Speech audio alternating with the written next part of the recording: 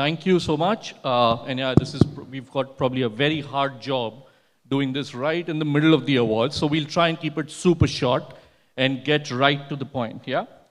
My first question, which is going to be a deep dive, is a clear this thing around the churn that we're seeing today. Yeah, it's the lowest that we've seen in the industry today. And it's not necessarily that because of the fact that people are happy, it's also because stability is a bit of a concern today. So in your organizations, and we can start with anybody there, I'd like to just understand what are the signals that you're picking up, in this new frozen employee psyche, and what is it that you guys are doing to really keep the teams motivated in this particular time? So maybe Dheeraj, we can start with you. In our business, very important to differentiate between what's signal and what's noise, right? And it's easy to get carried away with so much of noise that, oh my God, agency brands are breaking down, networks are restructuring, and so on and so forth. But when was the last time that anybody got celebrated for restructuring? I love that, right? Yeah, absolutely. I think our business is about work, it's about people. Those are only two things that ever mattered into our business, Lovely. Really. Lovely. Right, and everything else follows. I mean, I've now been a planner for the longest time, run agency for 10 years. I know everything follows work in our business, right? There's absolutely no other truth in this industry.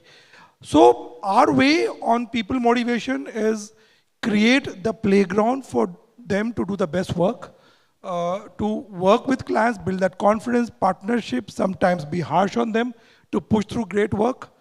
Everything to the service of work. And that motivates people, it creates energy, creates great work, it's the positive cycle. I have in 25 years found no other formula. No, I agree. Mohit, your thoughts? See, in Havas, it's very different. I think maybe the culture is different. I've been with Havas for 19 years now, and I have a lot of people in my team who are with me for 15 plus years. So I don't know where this question is coming from. What we've been seeing is there has been a lot of movement at the lower level, which has also become lesser now. But coming to that specific point, I think people are trying to, because there is so much of flux around and so much of movement, they're also trying to feel and be sure before they move anywhere. And if the environment in which they are is providing them the confidence, the trust, and the development, they would rather be there. I mean, and I believe I am an old school person and I believe in that. I believe in people moving up the ladder rather than getting people from outside. Yeah, totally. And I've been in my role for 15 years, and this is just my second job, and I've been here forever because of exactly what you just said. Raj, your thoughts? Thank you. I think I have a slightly different point of view. I think my kid is 15, and last year I was telling him about Apple company and everything, and he have two questions. I explained him the guy called Lee Clow, how he wrote all the Apple campaigns, and the guy who Steve Jobs, you own the Apple and everything, and he said, today technology and everything so much available. Why somebody wanted to be Lee Clow when they can be like Steve Jobs? And I think it's a very interesting, innocent question. I think in the future of this industry, from being a job to entrepreneur, but I don't think so entrepreneur is going to be end, it's going to be solopreneur. It's going to be next big billionaire in this industry. It's going to be one guy. So there is a bigger challenge, how this whole industry is going to change dramatically. Yeah. So I think just how to hold it and create a culture strongly to create a people in your system and giving access and creativity. So definitely that is going to be future, I believe. Right, got it. And I think, because you guys also presently you're in fairly different environments, so I can understand why the point of views could also be a little bit. I think the huge fear, like a few months ago, some other merger happened, this today's news. Yeah. I think I'm feeling happy when I'm winning award. I'm also feeling sad. Like I spent 14 years with one agency in a low. I actually, whoever I am today because of that agency. I work in Mumbai, got promoted to London, London to New York. That's only one agency who made me so much whoever today I am. That name is not going to exist anymore. So somewhere there fear, also among the youth, but I'm sure that will pass. I think the new work will start. I have a tremendous faith on our industry. We are a creative industry. We're not in business industry, we're still in creative industry. And I'm sure the bounce back is going to be more strong culture and going to be hold more people. And another thing is, talent goes where money is. We have to open our heart and create a wealth. And that is going to happen in the long term. No, yeah, I agree. Okay, so jumping right into my second area, which is I think everybody's speaking about it these days, which is AI. Yeah, now there are obviously merits and demerits. There are questions around what does it help, when you do use AI, because when you see a lot of top management and most of you guys, it's seen as a major positive, something that will work for us in the future. However, there are also pitfalls, and there are certain segments within our own people who feel it's not necessarily the best. If I just had to, and I'll start with you, Raj, what do you think are potentially the ways in which you can use AI to make it valuable for your work, for your agency, for your people, and what do you think are going to be potential challenges? Tough. I think we start accepting it. I think today's big news has connected to AI. We can't just deny it. We can't deny it. I think earlier I said digital is just a platform and the idea is a train. You still need an idea. But nowadays, I feel where the industry is, AI is going to come up with the ideas. And what industry is going to provide is a craft. I think the craft is going to be next big thing. So I think AI is going to be again a platform that is democratized. Everyone has it. But the craft will make it, anybody can put an idea or brief on chat, GPT right now. Maybe the answer will get same, but whoever take that idea and make a craft, the craft is going to be the future. That's what I believe. And that's what our industry belong to. We always belong to detail and craft in million ways. Yeah, with you.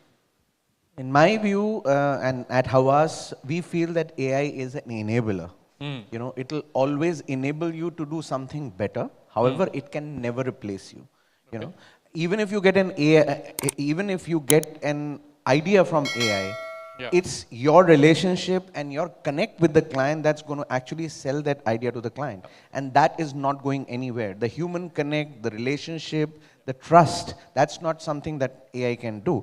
Yes, there are some jobs that will become very easily AI driven, which has already been happening over years. And there has to be an upskilling that needs to be done in every agency, which we are also doing.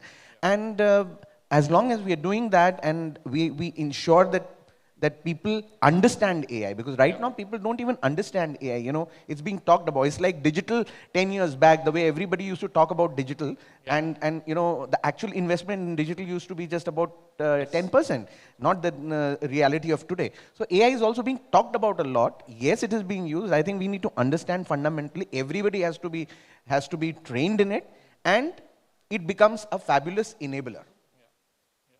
Fair. Dheeraj, any different thoughts? Or maybe you talk about the challenges that you feel come with AI, with the advent of AI. That's my problem. I don't see any challenges anywhere.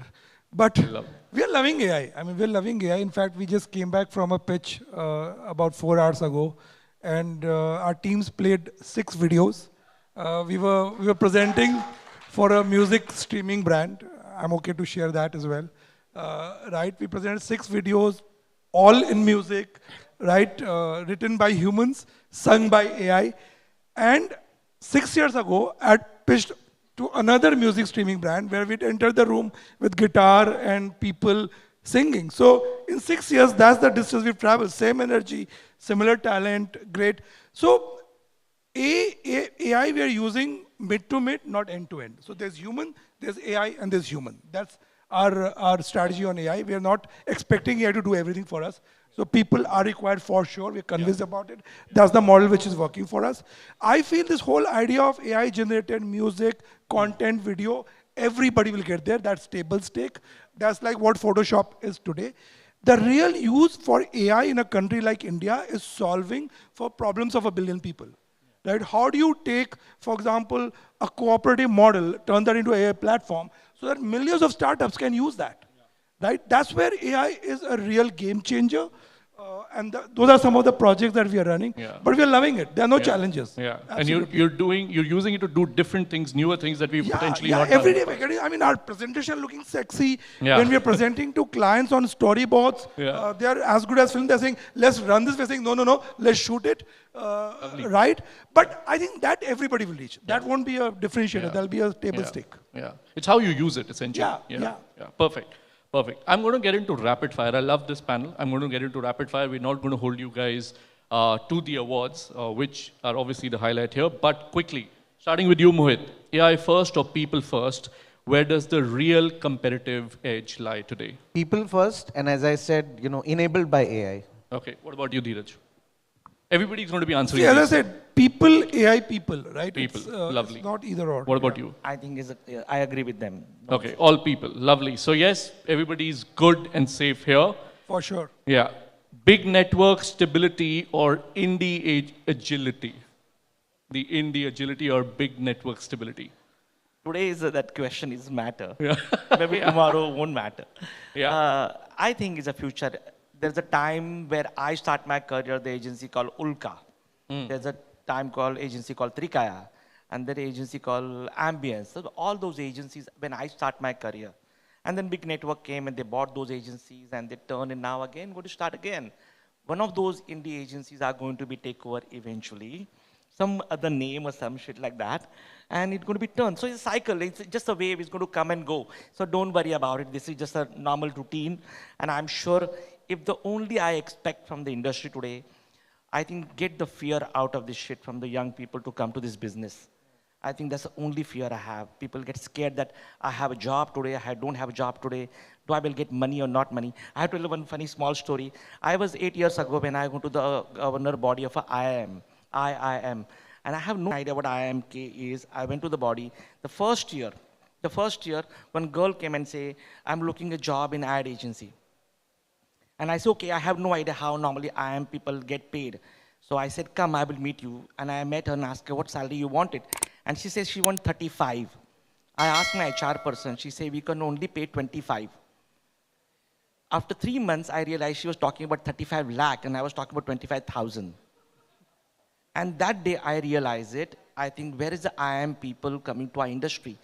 From that day till today, I never met anybody IIM because we can't pay that kind of money. We have to go back. We have to find a way. Got it. That is a very bigger challenge I can see today. How to pay, because talent goes where money is. That is my tagline. Talent go where money is. Money is going to be important. Got it. To you, Mohit, same. Big network stability or indie agency? I think big network stability, but agility has to be there. So, Yeah. I don't think the two of them are different. Got it. Dheeraj, same thoughts? Yeah, I agree with you. I'm saying as a network today, you cannot say I'm not agile. Or I think the opportunity for the indies is to build scale, Yeah. right? So if you have indies with scale and you have big networks with agility, you have fair competition. Lovely. Okay. Okay. So, Dheeraj, to you, efficiency or originality, if you had to choose one for 2026? Originality. Originality. What about you? Originality. Agree. All three. I'm not asking. I think we all know the answer. Perfect. Now, this, because I come from a data company, creative intuition or data-driven decisions? See, again, right? Our creative folks, for example, first thing they're asking for what's the data on this brief, right? So we've created those what we call mutant DNAs, where all our leaders, all our talent. I'll make it a little bit challenging and just say what wins when the deadlines are tight. When the creative intuition, for sure. What about you? I would say data-driven creativity. Data-driven. So basically gut, which, I spoke to a lot of CMOs and everybody said that you look at so much data, it becomes gut, and which is your creative intuition eventually. Gut is also like a lot of data inside you. Okay. And the last closing argument, because I've been telling to quickly close it, if you had to give agency leaders, everybody here, one clear mandate to survive this agency freeze, what would it be? And Mohit, maybe we can start with you. Keep upskilling yourself. Keep learning. And we can never say that we have learned everything, we know everything. Every day you're learning something or the other. And the way the world is evolving with AI, with other technologies, I think we need to keep learning. Rather than being scared, spend your time learning and upskilling yourself. I would say positivity, right? I think we are an industry which beats ourselves, right? There's the trade publication who beat us down. So it's always hard to keep the energy up. I would say positivity solves everything. And closing thoughts, Raj. Very good to answer. I can get other answer. I think again, I'm sorry, I'm going to repeat again. I think the top agencies, who are the top most creative agencies, should charge crazy amount to the client. They have to, because they control the industry. That's the only way the young, small, new art startups, they can survival. So the top people has to charge premium. That's the only way the industry survive. The top people charging very less money, then I think this industry will die very fast. So charging premium, paying people money, that is the only way this industry will survive. So I will say anybody who pitching our top agencies should be premium. Lovely. That's coming from the agency head of the year. Thank you, everyone. I think we're out of time, but thank you so much for your time. Guys, a big round of applause. Thank you.